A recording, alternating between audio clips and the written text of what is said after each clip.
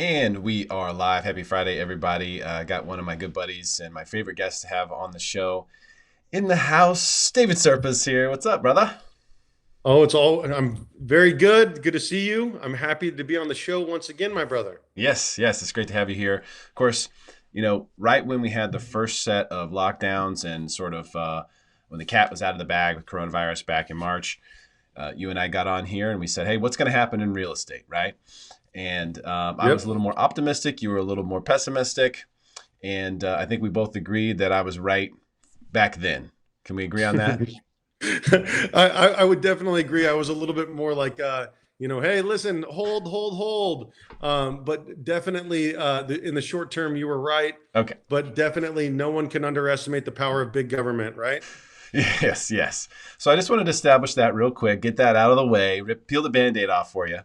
And then now we're facing another situation, and this is all very serious, by the way, where we've got sort of a change, a shift going on in the economy and sort of like what businesses are working. There are a lot of businesses that are thriving right now.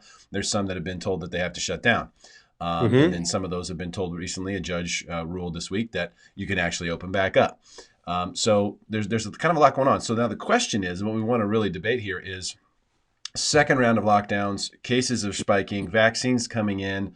That we're at the end of the year. We're 1 week from Christmas today, bro. Merry Christmas. Correct. So we've got holidays here, New Year turning over. A lot of things that are potentially changing right here, but specifically the second round of lockdowns, which people believe are going to affect the economy finally, that it will finally have its impact. We could stave it off no longer. I'm going to let you go first, Dave. What do you think is going to happen based on this with real estate from what you're seeing on the ground? Okay, well, I appreciate that, and I appreciate the introduction with you leading off with me being wrong. But I think that at the end of the day, we've got sort of a long term gain or a long term picture to look at, which is that's what's scary. The truth is 40% of Americans at this point are food poor. We held a last minute food. We had 50 boxes of food that we passed out in the French Valley Village shopping center the other day, and I was worried that all 50 boxes were going to go or weren't going to go, that we were going to have extra food that was going to spoil. All of the food went in 2 hours, and it was absolutely wild. All of the people that were showing up. It's the evidence is on the ground that people are hungry. People are down to their last $40. They're down to the change in their car. And so at the end of the day, what the stock market is doing, the fact that housing prices are sustaining in a lot of ways is sort of irrelevant, because the truth is there is a certain amount of people who are going to be forced to sell their home, or who cannot afford to buy, who couldn't afford to buy before. And the bottom is swelling. So there's a lot of different things that need to happen. But at the end of the day, my forecast is that in 2021, Riverside County, my area, will continue to do well. California, I think that we're going to start to see some of the lifts. You're also going to see more and more civil disobedience from counties like Riverside County, from sheriffs in Orange County, I think San Bernardino County. These were all sheriffs, as far as I know, that were not going to enforce the new lockdown orders. There are breakouts across the state. I have a good friend of mine who's a business owner of a barber shop in Northern California, and he is refusing to shut his business down. In Old Town Temecula, everyone's pretty frustrated because there's a whistleblower who has reported everybody. And so people are striking back, and we can't continue to sustain these lockdowns financially. And so I do think that there's hopefully we're going to see a little bit of a return, but we're still going to see a lot of economic devastation, unfortunately.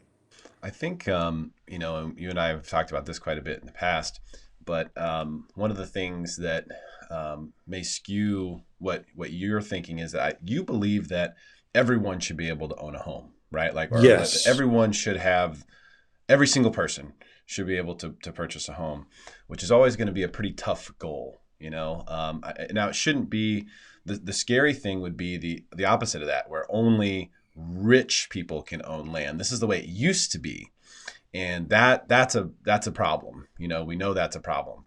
And so the idea of our real estate market and the things that the government has done to try to help homeownership through programs like Fannie Mae, Freddie Mac, the VA Home Loan Benefit, FHA, these things are all there to try to help so that not just rich people can buy houses, but more people can buy. Not everyone, but more people can buy houses. So I think if you use the measuring stick that everyone should be able to buy a house, that will be a problem. But let me ask you this question. If real estate continued to thrive, but in other words, that middle stayed set, but people who are down here who maybe were 1 or 2 steps away from getting to there, they move 4 or 5 steps further away. But the real estate market, numbers wise, and the data is still going to show that it's doing really, really well. I think we all agree that would be a lose, but we won't see it. Well, the truth is that prices have to come down or at least stagnate in order for more people to, we have to start building more homes. We have to lift the restrictions on home builders to build. We have to stop requiring solar.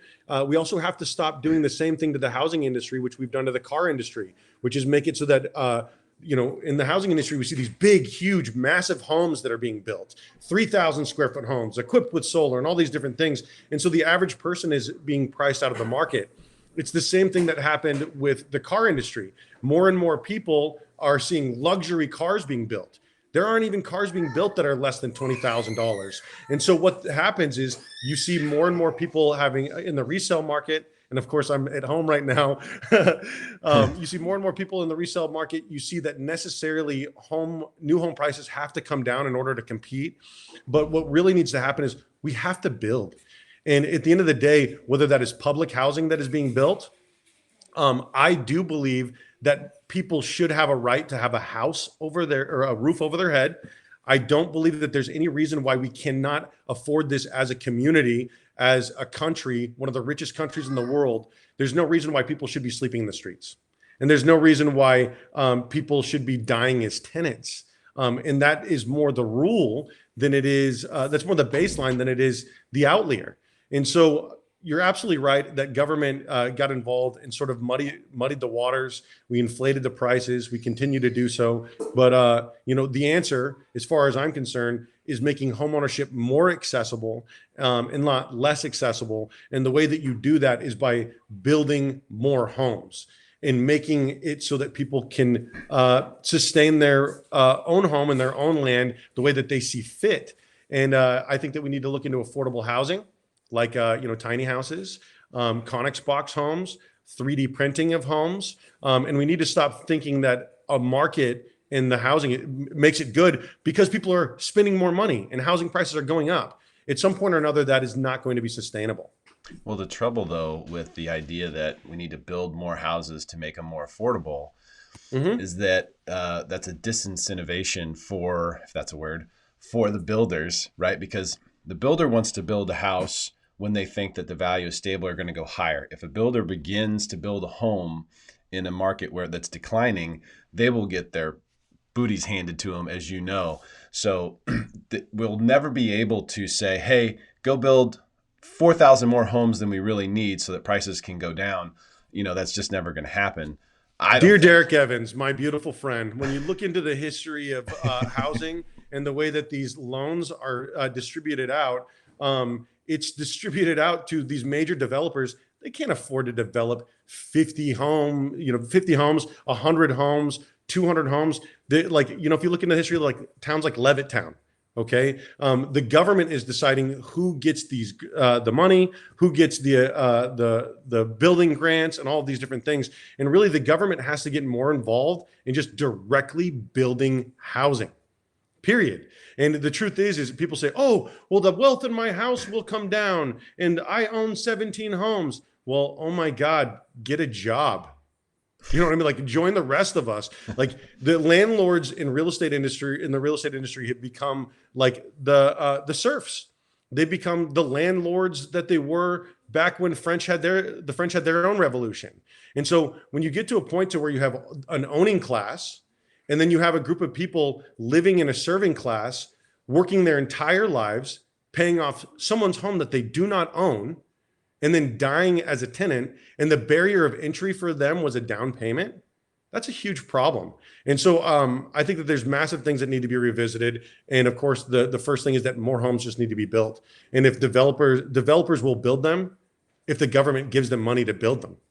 That's Yeah, how that works. it would have to be that way. The government would have to give the builders crazy incentives. And it seems like right now they're doing the opposite. They're making it more difficult, more expensive. Correct. And I agree that that is a problem. And, here in San Diego is definitely a big component and reason why the prices have gone higher. But even in places like Missouri, I've been studying real estate market all over the country this whole year, Hmm. looking at different investment opportunities and stuff like that. But prices have gone up everywhere, even places where new construction is a big competitor for resale, which is not quite as much the case here in San Diego County, where I am, and in Riverside County, where you are, a little bit different.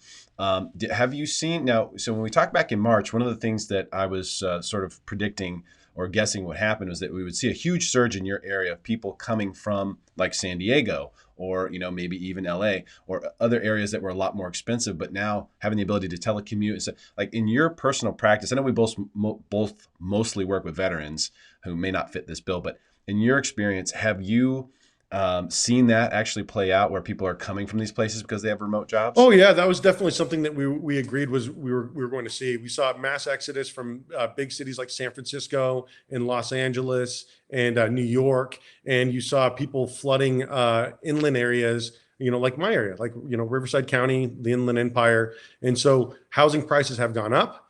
Housing prices will continue to go up, and people are going to leave California. They're going to go to different areas, but at the end of the day, these are the people that were already making more than $15 an hour. These are people that were already doing okay. What's going to happen is that the renters market is going to end up getting flooded with people that can no longer afford to buy, who maybe lost their job, but they had equity in their homes. And so, we're going to end up losing a lot of viewers here because we're talking so much heavy economics. But at the end of the day, the biggest problem is that the market was artificially inflated for so long.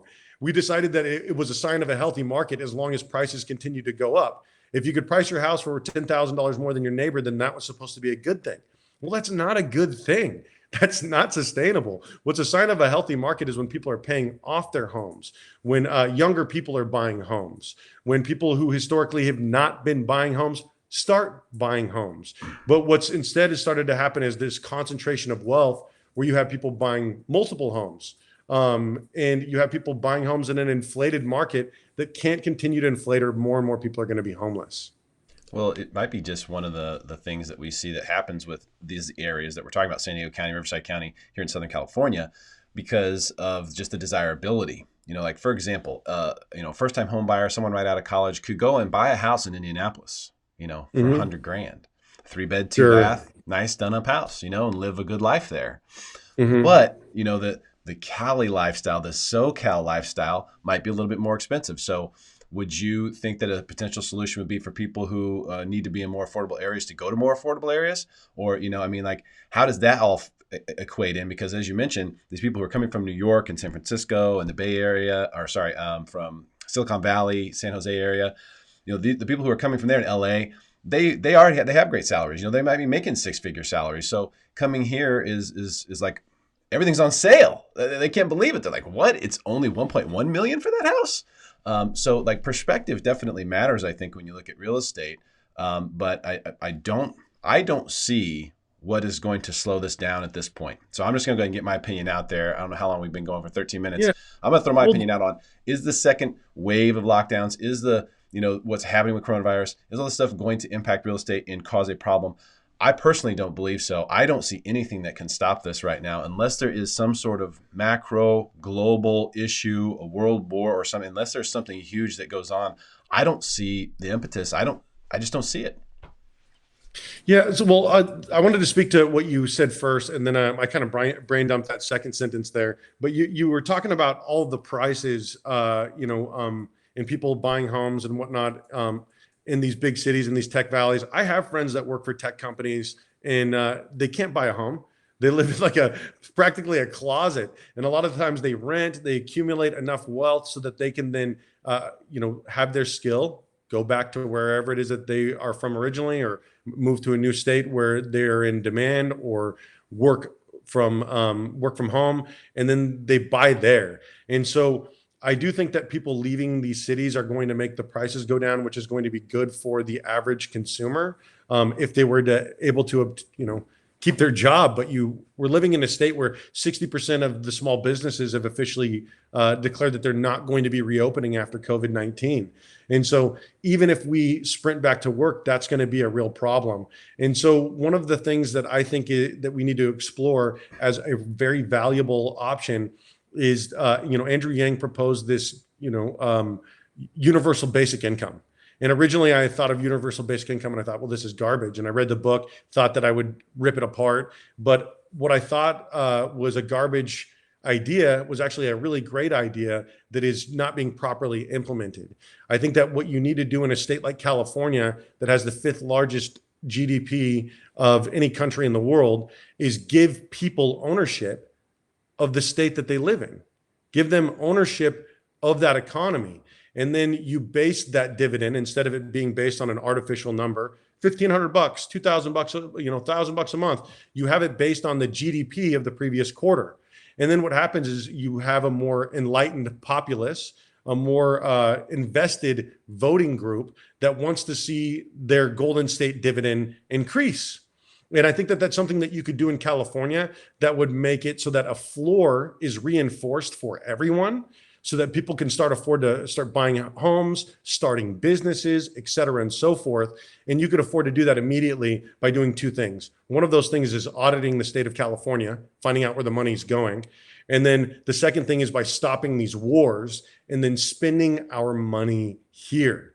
There's no reason why all of our tax revenue should be being spent in, a war that I fought in, that's been going on for 19 years, when we could be utilizing both the people power and the people's money right here in the places where we live. Yeah, I mean, I think it's a great idea. Here's the trouble with that, and the reason why it will never happen, unfortunately, is that the average person, unlike you and me, we both work on commission, right? So which means we're cool with that. There's ups and downs with that, but we've accepted it, and we're willing to work our butts off and do what it takes to make it happen. Most people don't function like that. And so if we say, hey, you're going to have stock in the state of California once you're, a resident citizen here, and your amount of money that you're going to bring in is going to be based upon how the state does, people freak out. They can't handle the stress of the unknown with that. Most people just want to know how much is coming, and they don't even care if it's less. They just want to know. So I don't think people would vote for that. I don't think they'd be in for that. I don't think they would understand that or be able to do it. And of course, the lawmakers would hate that idea that they would be held accountable, by that many people. So there's no way the lawmakers would be down for it. But it's a good idea in concept. But I think what it really boils down to from a government standpoint, because we talk about, the government needs to do this, government needs to do that. Really, the government needs to do less, I think, which is like deregulate. Do not, impose all these rules on home builders. Do not get in the way and spend all this money and create all these different black holes for all this, revenue that comes in. I mean, one of the things that blows me away, Dave, I go home, to Missouri, which has all 4 seasons in a major way, like negative temperatures in the winter and 100+ degrees with 100% humidity in the summer. And driving on the roads, it's like driving on glass. I feel like I'm driving in a wonderland somewhere, like no potholes, everything's perfect. How could that be? They have way less money there, Yeah, well, so there's a couple of different things. And so first off, you're very libertarian, and I can certainly appreciate the desire to want to ride off onto a mountain and be left alone. But at the end of the day, I would like to believe that our last evolution is not going to be based in this sort of social Darwinism. If you can do it, you can eat. And if you can't, then you're not going to be eaten. And so I think that we need to evolve. And what happened historically was when we regulated private enterprise under FDR, the birth of the middle class happened. We got out of the Great Depression. People got back to work. And do you know what happened when we started repealing these acts? Like, when President Clinton, who everyone wants to act like is this great liberal bastion of hope, he repealed Glass-Steagall. And when Glass-Steagall, which concentrated the powers of, it broke up the powers of banking. And when we deregulated that in 1999, 9 years later, the stock market crashed. And so there were these regulations in place for a reason. And it was because the Great Depression happened. And now you have this sort of concentration of wealth, and everyone's cheering on the billionaires and saying, hey, listen, just pull yourself up by your bootstraps and you could figure it out. Well, I think that part of the problem is people need to have investment. They need to invest in an economy. Unions don't vote to send their jobs overseas. Local economies buy local and stimulate their local economy. There needs to be sort of a return to this farmers market mentality, return to the business to business. And until we start revolting on a local level, we won't start, supporting our locality. And the truth is you said that the Golden State dividend would never work. A universal basic income would never work. Well, the truth is it would never work if we did not fund it. In order to have commission, you have to have a product. And one of the best things that government could do is they've called water the new gold. Well, why would we not invest in desalination when we have the left coast available to us? Why would we not funnel that water inland? And then if you can make California green again, then what you could do is you could start increasing your gross domestic product. Furthermore, we should invest in nuclear energy. Nuclear energy still accounts for over 30% of the grid, while wind and solar make up for less than 2 and 1% respectively. And so when you look at these sort of things, you look at the way that public money is being spent, we're not spending it in order to increase the amount of money that government is making. What we're doing is we're trying to bleed the average small business owner. So instead, I think that California and other governments should be introducing a product like getting involved in water and energy so that, they can make it so the people don't have to be, the 1 million people in the state of California don't have to go without clean water. That's ridiculous. And so if you introduce a product, a dividend would follow. Yeah. No, I'm not saying that in theory it doesn't maybe pencil out or sound good or it wouldn't even make sense necessarily, but just I don't think it will ever happen because the lawmakers don't want that kind of accountability. I mean, let's just stop it right there. You know that we voted for UBI twice, both times under President Nixon. The only reason why it didn't pass and then go to the House was because the Senate thought that it was going to go higher. And so the thing is, like, we did vote for UBI. I think it was 1968 or something like that. We did it twice under a conservative administration. Alaska has a UBI. Indian reservations have a UBI. They pay their people to have ownership in the place that they live. If you wanted a government that was of the people, by the people, and for the people, shouldn't it also be owned by the people? Or should the people be owned by their government? And I think that that's where you end up in a slippery slope, because what happens is power concentrates at the top when you don't give power to the people. And so when you give power to the people and you give people ownership in their state and in their government, what happens is you have a government that is of the people, by the people, and for the people. And then the people appreciate their leadership. They don't hold their leadership in contempt. Right now, Nancy Pelosi has less than a 20% approval rating, which is far less than President Trump's. And so at the end of the day, you look at these sort of things, and you're like, well, California is a progressive state. Then why are we not enforcing progressive policies that could bring us into a new era and a utopia and not a dystopia? And I think that that's something that I'm excited about discussing. I think that that's the sort of real world transition that we need to see, because, I don't want to be owned by the government. And that's right now, that's what people feel like. We feel like we're owned by the government. I feel like if you gave people ownership in government, then people would have an incentive in being, informed, in voting, and in making sure that our money is being spent properly. Yeah, I like the idea. Hey, I'll take my shares of ownership whenever they hand them out, and I'll put my 2 cents into the mix whenever we're talking about policy. Let me just throw one more thing out there, and I'm sorry to do this. Yeah. But FDR, of course, we saw the birth of the middle class underneath, was able to institute all of these public programs that made it so that government became the largest employer in the country. 40% of people were employed by the government. And what happened was people started buying, money started circulating, and FDR was elected 4 times. It's because FDR was elected 4 times that power became. He actually died shortly after being elected to his 4th term. And it was because he was a populist president. And we haven't had any populist leadership in a long time. Yeah, no, it's true. I think that, FDR, there's a lot we could talk about with regard to what he did that worked. I think it definitely worked for the time. We have a totally different economy now. We have a totally different world now. So it's hard to say that that would work again. It could, it's possible. But what are people going to be behind, right? Because in order for the people to get something done, we have to overwhelmingly agree, right? I mean, just look at Hmm. lockdowns right now. I mean, I bet if you went out on the street and you said, how many of you believe the government should be able to shut down these stores? Most Hmm. people would probably say, no, they shouldn't be able to do that. They could suggest Sure. it. They could say, hey, we suggest based on research that you should stay at home. We suggest that you should wear a mask. We suggest that you Hmm. do this.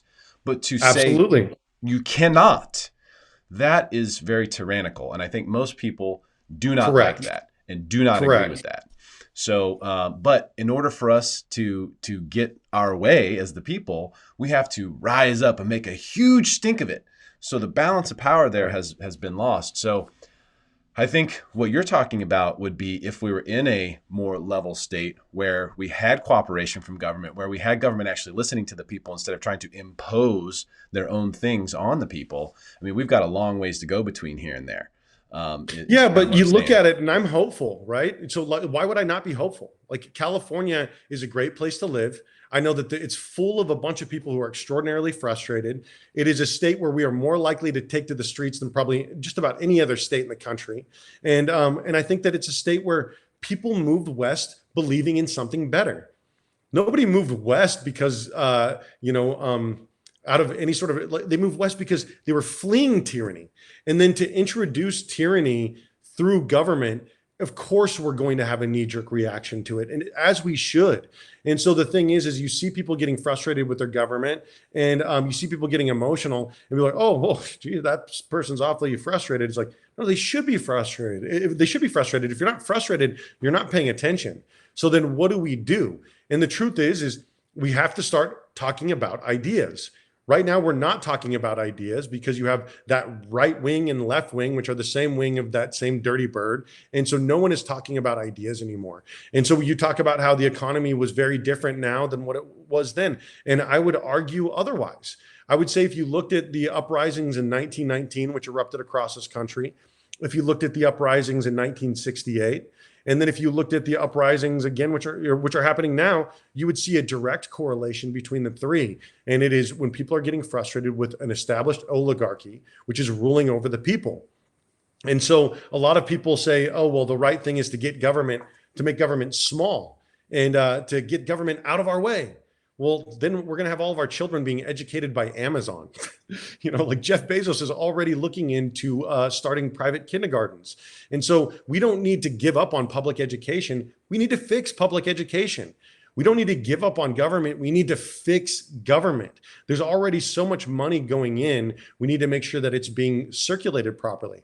I'm not saying that the right thing to do is to seize all this billionaire wealth. There was a study that was conducted that showed, like, if all of the billionaire wealth was conducted or was taken away throughout the entire country, it would only run the government for 8 months. So that's obviously not the option. We have to balance the budget. We have to stop spending money on war. We have to stop looking at holding the world hostage at the point of a gun. And we have to start looking at how do we evolve as a world while taking back our locality. I love that. Yeah, and I love your input in the community too. And I do want to talk about that because I think what you're Oh, saying here please. basically is, we have to. It's a ground up kind of thing, and so it starts with the community, and communities can make a lot of their own decisions as far as how things That's right. are governed. And I think people forget about that, and a lot of people are focused on presidential races and maybe Senate races and House races and stuff like that. Preach. Really, your local government, you can actually get a lot done, and you can kind of decide as a community how you want things to go. And I know you're huge about that up in your area, neck of the woods in Riverside County, and in San Diego it's a little bit different. Maybe it's a little a little more scattered down here than it is up there, but you have some real community going on up there. And one of the reasons why people like to move up there, and you've actually decided you're opening your own is it open right now? You're opening your own brokerage, right? Oh yeah, we're opening it. It's powered by EXP, but we're opening out our community in the French Valley, which is right here by my house. And my goal is to really redefine real estate. I want to have a real estate revolution. I want to have a return to community. And I think that the right way to do that is to, right now we have a very pretentious view about real estate. It's very anti-community. And so when I look at it, I think, well, what's lacking? Well, what's fundamentally lacking is there's no tribe anymore.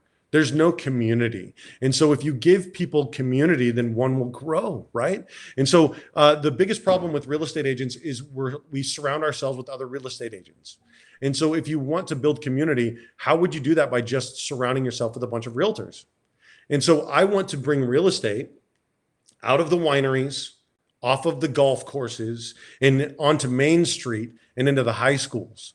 I want to start getting directly involved with the community. The other day, we passed out 50 boxes of food with my partner, Christian Tikis, and a friend of mine, TC, who is a local grocer in the area. And we worked with this USDA Farmers Grant program to do that. We have conducted a toy drive, because one of the big problems, Derrick, is people are looking at their community like, how can I get involved? Well, government needs to fix it. Well, step in, fix it. That was one of the reasons why the Black Panther Party was so dangerous, is they started fixing problems. And so we decided, hey, there are children that are going without a Christmas in my community. I know that. I know that due to COVID-19, people are going without. So I reached out to the local police departments, Menifee Police Department, Murrieta Police Department. I reached out to Riverside County Sheriff's Department, and we started talking about what we could do to collaborate. And then it turned out, all of these different localities, different groups were not doing toy drives. They weren't doing different things. Riverside had their own thing going on with the Shop with a Cop. Murrieta had their own thing going on with, as did Menifee, with their own toy drives. So what we did was we said, well, I really want to focus on my community. Well, what about French Valley? What about the children in my community? And so my sister, Amy Serpa, who's also a combat veteran, she just started reaching out and finding people that were going to be going without a Christmas. And then a group reached out to us, the community reached out to us, and all of these kids are now going to be having a Christmas. And so 50 boxes of food went out to people who needed it. So what can we do now, right? Like, if you see a need, fill a need. And so I look at all of this different stuff, and I think one of the reasons why people are struggling fundamentally in the West is we are looking for balance. We're being told, go to work 9 to 5, Monday through Friday, go to church on Sunday, and invest in this, donate this. But at the end of the day, isn't everything church? Shouldn't our businesses be family? Shouldn't we treat our kids the same way that we treat our coworkers and our friends and our family? And so I think that the problem is we feel like we're living out of balance because we're not living true to ourselves. We introduce ourselves, we say, hi, my name is David, I'm a realtor, as if that should define my identity. Well, what I'm trying to do here with our communities, we're doing these 4 community events, which I've done every year for 6 years, except for this last year. We're going to start a farmer's market every Sunday. And then I'm going to use my office as a community center.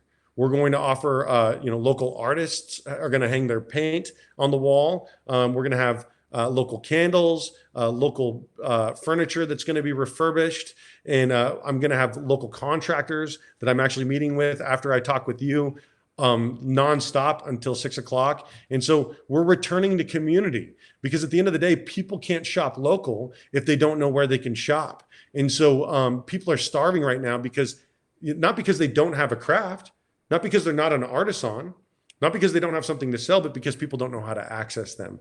And so I think that the gift of COVID-19, this death cycle that we are going to endure, is what's going to follow afterwards, hopefully, just like the Black Plague, is we're going to see an enlightenment. We're going to see a renaissance. People are going to start, selling crafts and selling their work, and, not just being, who they are at work from 9 to 5. And we're going to see a return to the community. We're going to see a return to the plaza, right? The Coliseum, people gathering, eating together, selling goods without the permission of their local governments. Well, I sure hope you're right, because I think that would be tremendous if we could do that. And I think that, everybody has an understanding of sort of the individualistic nature of our economy, right? If you just look at it, I remember I did this when I was really young. I looked at my aunts and uncles. Okay, so my dad has 4 brothers and sisters. They're all successful. And I looked at my grandparents, their parents. I said, what's interesting is all of these people all live in their own house. They all have their own cars. They all have their own TVs and their own everything. If they lived in the same place, how much money would they make? And I actually kind of figured it out. So they would be making so much money together if they all lived in one place. And so the idea of pooling resources, the concept there, which is kind of what you're talking about, That's right. is very, very powerful, and it can happen with just a few people. You don't need thousands and thousands of people. A There it is. small group of people can actually make a humongous change if you pull resources, and the Yeah, resources and what doesn't we have to did be. was we were ordering the sign this week, and they said, "Do you want our community real estate or our community powered by EXP?" And I said, "No, listen, I just want our community on the wall. That's it. And I don't want it to be about. It needs to be about everything else. Like we're going to have a stage. We're going to have open mic nights. We're going to have stand-up comedians. We're going to, I'm encouraging, our people who are doing our wood wall and our subway tile wall and our flooring to stamp your work.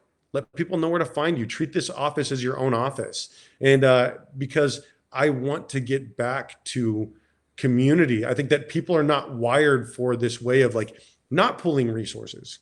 I think I was talking to this group of local pastors who were meeting at our community and helping us out. And I myself, I'm a mystic, and I'm not particularly religious, but we were talking and we were all bonding and we were saying, the walls should be torn down. COVID-19 has exposed us at the end of the day. They all have their own churches. But I said, well, what are we doing with these flocks that we're gathering? What are we doing with these people? And if the best thing that we're doing is having youth nights or going and focusing our community abroad by building houses in Mexico, then there will be no community here. And if what we're doing is we're focusing on paying the rent for a 4,000 square foot space and fog machines and lighting and huge bands and things like that, like would Jesus come here to receive communion or to receive leadership, or would he be outside the walls of the church? And so I think that if you're going to gather at a church, gather, but then go out. You know what I mean? And I think that that's got to be the thing with business. It's got to be the thing with church, with politics, with all of this different stuff. It's like, okay, that's great. Establish your unity or whatnot, but then what are we going to accomplish together? You make a What good can we point, do together? because a lot of the good things that come after something really bad, That's and it's right. because Americans are resilient, and we do best when our back's against the wall. And we have definitely been complacent for quite some time. I'm going to put you on the spot because I think it's cool. Our community. Tell us exactly where your office is going to be in the French Valley there. It's right off of Benton Road. So if French Valley isn't technically a city, it's Winchester, California, but we're probably going to end up being established at some point or another. But it's a small little area. There's 19,000 people out here. There's it's a commuter town in a lot of ways. It's a bedroom community, but I love French Valley. French Valley, everyone's like, oh, go down to Temecula, the price point is higher. Go out to wine country, blah, blah, blah, blah, blah. I'm like, no, listen, I ride a moped to work. I'm going to hop on a moped. I'm going to slap on my helmet after I get done talking to you. I'm going to meet my buddy who I served with in Afghanistan at 11:30, and then I'm meeting with contractors, and then I'm going to ride my moped home. And then, and like I enjoy that sense of community, that sense of gathering. French Valley is different than Temecula Valley. In Temecula Valley, you can't walk into a grocery store without, being all dolled up and whatnot. In French Valley, I could cruise into my sweatpants at 11 o'clock in the morning and no one's going to look at me sideways. So I like my little community and I like this group of people. I've got a great cul-de-sac and, I like that we're unincorporated. It gives me an opportunity to sort of provide these events for this community. We're a little bit wild, man. People out here, we're still howling at the moon and setting off fireworks on the 4th of July. And I'm really grateful to live here. I think it's a great place to live. And so at the end of the day, like, what can I do to give back? And that's what I look at. And I think that if I can help other people feed their families, well, geez, aren't they going to help me feed my family? Isn't that kind of what community is about? And so I want to start taking these words and redefining them. People look, oh, communal, communism, socialism, and I'm just sort of like, hey, listen, it's the flip side of the same coin. We just haven't flipped it over in a long time. And so at the end of the day, like giving people a little bit of ownership in what they got going on, returning to localism, making sure that your tax dollars are actually being spent in the state where they're being generated. I mean, like, holy Moses, California, we could sort it out in a couple of months if we just started keeping all our tax dollars here, right? Well, gosh, the EDD scam that's been going on, that was just found that billions and billions of dollars bleeding out from people filing for unemployment benefits with other people's names, like just totally Mm. wrong. This is billions and billions of dollars that have been seeped through the government for this, and they're catching on to it. But yeah, there's a lot missing, a lot to be desired in California as far as government is concerned. But I want to talk about your specific area from a real estate perspective. Sure. I'll tell you what I think is going to happen down here in San Diego County. So we have this second round of lockdowns, let's call it that. We've had this sustained issue already. Congress is working on another bill to get some money out, but last time it was $1,200 if you qualified. So not necessarily a huge impact. I don't think from what they're doing. Let's just talk about what we're doing here. What do you think is going to happen? I'll just put you on the spot for 2021. Real estate in Riverside County 2021. What's your prediction?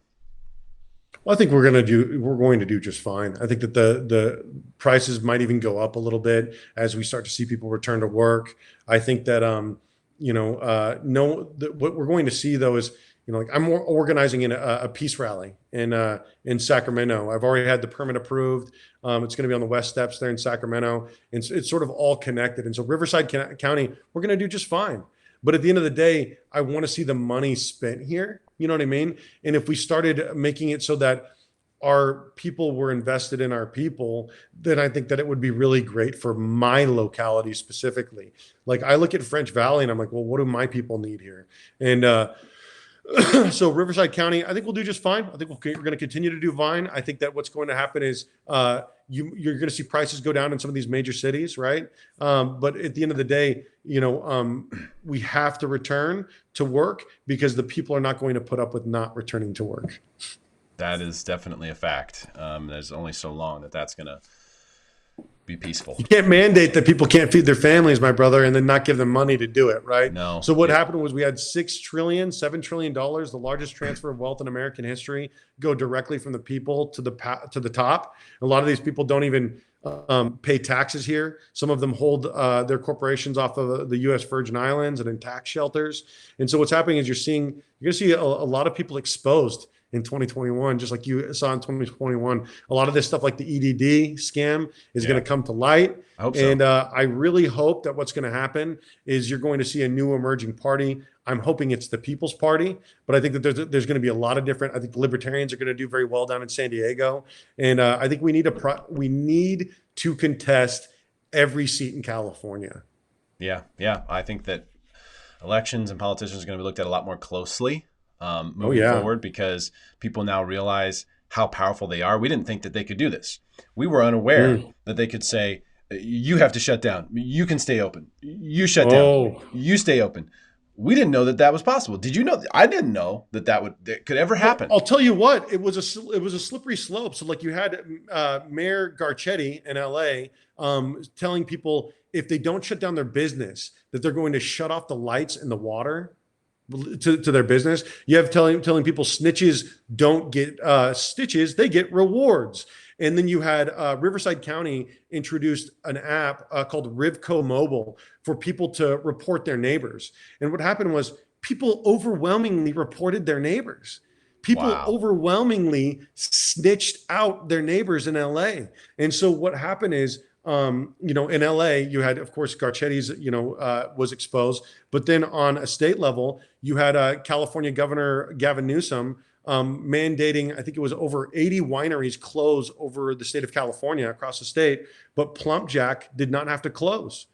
So that's his winery. And so the thing is people are getting really sick of the double standard, and we're getting really sick of being ruled over. And what happened was in the beginning of this, if we all remember, we all said, hey, 2 to 3 weeks, flatten the curve, everybody stay home.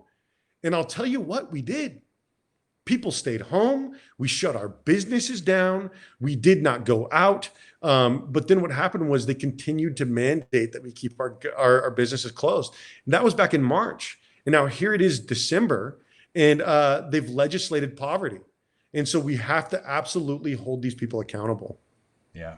You can't tell, the man of the house that he can't feed his family before that becomes a survival instinct, that is the result. And that's what's sort of brewing right now. And that's why something's got to change. And I was glad to see about the ruling here in San Diego. The judge ruled that there's no evidence that links dining out with the coronavirus spiking in cases. So really quick, you were getting all these big wins by all these judges, but the man of the house, the woman of the house. I'll tell you what, I work with a lot of single mothers, my brother, Yeah. and I meet a lot of people that are working 2 and 3 jobs, and they're working side hustles and in a gig economy. And I was passing out, those boxes of food to families coming up, and there was a lot of women with 4 kids in their car, and I think that no one's going to put up with it. And so what happens is you've had this government protest, and people, oh, it's Antifa, it's manufactured. I'm like, I'll tell you what, it's the youth, and it's a bunch of moms. It's a bunch of pissed off moms. You know what I mean? And so at the end of the day, a lot of these small business owners that are being heard are a lot of these quiet, more introverted people that you wouldn't necessarily expect to hear from. There's this great book called Quiet, and it talks about the power of introverts, right? And Rosa Parks, the reason why it was such a big deal when she didn't move to the back of the bus, she had been involved in the movement for a long time, but it was because of who she was. She was a small, quiet, introverted woman, and she made a stand. If it was a man, he just would have been beaten. It just would have been, he would have been arrested, and that would have been it. And so at the end of the day, it takes all of us. It takes the man of the house. It takes the woman of the house. It takes the religious right. It takes the liberal left. It takes all of us to be a little bit more radical and understand that we are all in this together. And we overwhelmingly agree on more than we disagree about. True. I was talking to these guys the other day during this food drive, and this guy says to me, he says, oh, it's pretty manufactured though. I was out there at this Trump rally, and the Antifa, it's a lot of these paid protesters, and BLM, it's a lot of paid protesters. And no. People are angry. People are hurting. People need to be heard on both sides, and we need to stop discounting everyone and start building bridges and talking. Because until we start communicating and discussing our ideals and our principles, nothing's going to change. And they're the ones that are going to benefit up at the top, the right and the left, fundraising off of division. Yeah, 100% correct. That's exactly what's happening. It's a lot of fundraising being going on. I think we're going to have problems until we have term limits in Congress. I mean, there's a reason why there's term limits for president, right? Yeah, FDR was massively powerful. The people were behind him.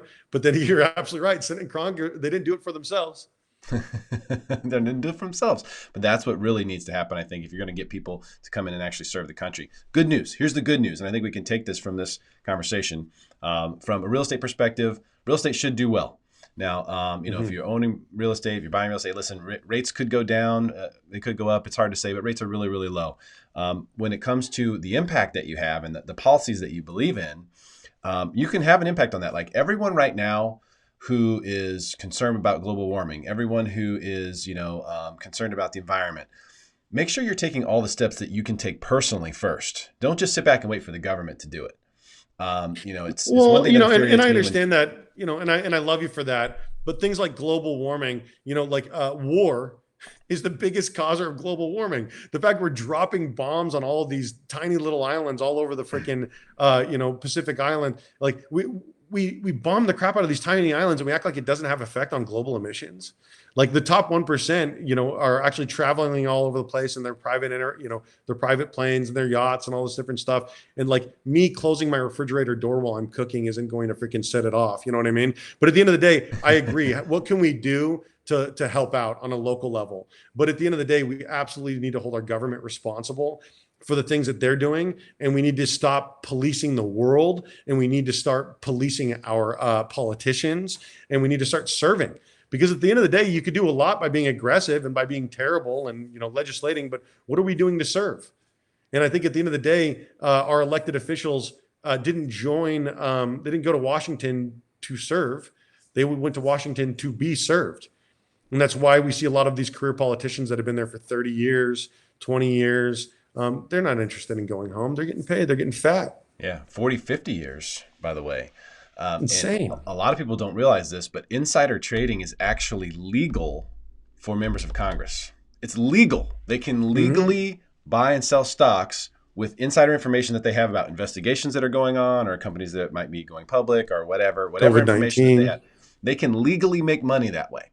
So that's a problem. There's some big macro problems like that don't seem to be going away anytime soon. So where I was headed with that was, work locally first. A lot of times we look at like presidential election and we think that's, make or break thing and it's going to change our lives. But really, you can sort of create whatever situation you want for yourself and your own household, right? You can be a Mm-hmm. totally green house if you're concerned about the environment, and you can lead by example. If you believe in helping people out that are less fortunate, like you're saying, Mm-hmm. Dave, you can go ahead and do that. A lot of people say, "Oh, well, we should be paying higher We taxes." should be. Okay, well, go ahead and you can take your money and you can do whatever you want with it. You can go and you can help people who you think need help. You don't have to wait around for the government to pass laws and tax you to go do that. You can get out there and go do Absolutely. it yourself right now today. So Well, it's that's what I think absolutely. needs to happen. You're absolutely, absolutely 100% right. I, we have to start returning to the locality, and we have to, like, we should be. Well, then what are we doing? Government is people, right? So we say, well, government is doing this. Well, government's people. Like, they're not rulers. Call them up, go visit their office, or just roll up your sleeves and do it. And so what's happened is you've seen this sort of like nonprofit industrial complex. You've seen sort of the de-radicalization of our churches. You've seen, so what nonprofits have done is they've taken, really good works that people are doing, and then they sort of put in these corporate structures.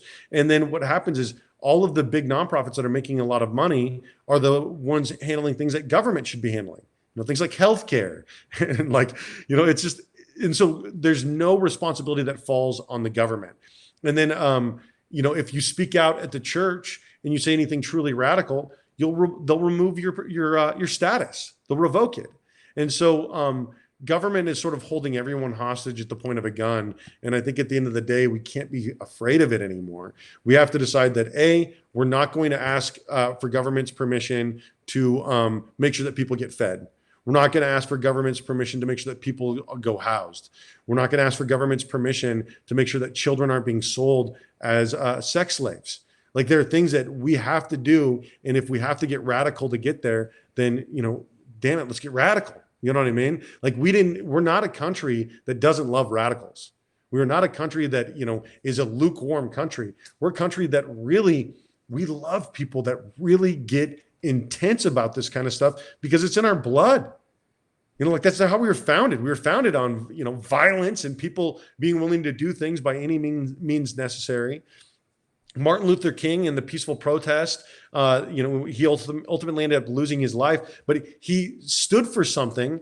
And then it wasn't a peaceful protest. What he did was he came in peace, but then he was targeted. I mean, like, people, this is what a peaceful protest looks like. Yeah, and then they send in the dogs. And so until we get to a point to where all of us are worried about our brother, all of us are worried about our friend, our neighbor, as much as we are worried about ourselves. I'm not totally worried about the ceiling. I'm not totally worried about, which billionaire is going to be the first one to Mars when no billionaires are interested in going to Los Angeles. Like, people are hungry here. People are starving here. People are sleeping under bridges here. Like, this planet is our best hope. It's not some planet, freaking, that's uninhabitable, it's not Mars. It's Earth. Yes, let's focus on Earth. Can we start there? Yeah, man. Well, I'll tell you what, man. You give me a long enough time with a microphone, I'm gonna get there. But at the end of the day, man, I'm tired. I'm tired of looking at the way that we're being treated by everyone, and I hope that I have to hope. Yeah. No, I appreciate your hope, man. I think it's great what you're doing in the community there. It's an awesome example. We're going to be following what you're doing there in the French Valley with our community, which is more than just a real estate brand. It's our community. It is what it says it is. I really appreciate your time, bro. Really, really do. I know you have a lot going on today. You're building something new there. You're always out in the community, shaking hands and making things happen. And we really appreciate you coming on. Love you, my brother. I appreciate every time that you get that you bring me on. It's always a pleasure to talk to you. Awesome. Love you too, bro. Talk to you soon, man. That is David Serpa. He is starting our community in the French Valley over there in Riverside County. Check it out if you get the opportunity to do so. Try to be an example. Show us how the local community can make things happen. You don't need to wait around for the government to pass laws. You can take it into your own hands and serve the community yourselves. I think it's a great example. Please share this video and drop your comments as well. If you'd like to say something or reach out to Dave or myself, we're here to help you. Thanks, guys. Have a great day, and we'll see you soon.